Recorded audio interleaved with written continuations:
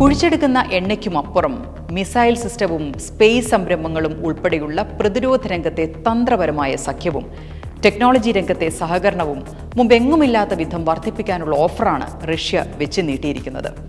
സാമ്പത്തികമായും ബിസിനസ് പരമായും ഒരു സ്പേസ് തരാൻ ചൈന തയ്യാറാകുന്നു. സെമി കണ്ടക്ടറുകൾ, ആർട്ടിഫിഷ്യൽ ഇന്റലിജൻസ്, പ്രതിരോധം എന്നിവയിലായി $68 ബില്യൺ വരെ നിക്ഷേപിക്കാൻ ജപ്പാൻ തയ്യാറായിരിക്കുന്നു. മോദി ജപ്പാനിലെത്തിയപ്പോൾ അമേരിക്കൻ യാത്ര മാറ്റിവെച്ചാണ് ജപ്പാൻ നയതന്ത്ര പ്രതിനിധികൾ അവിടെ ഇന്ത്യയെ കാത്തിരുന്നത്.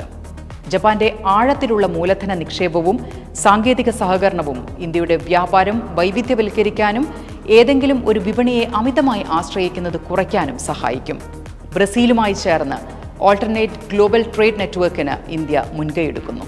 അമേരിക്ക നിർമ്മിച്ചുകൊണ്ടിരിക്കുന്ന ഏകപക്ഷീയമായ ട്രേഡ് നറേറ്റീവുകളെ മറികടക്കാൻ ഇന്ത്യക്കൊപ്പമുണ്ടെന്ന് ജർമ്മനി പറയുന്നു.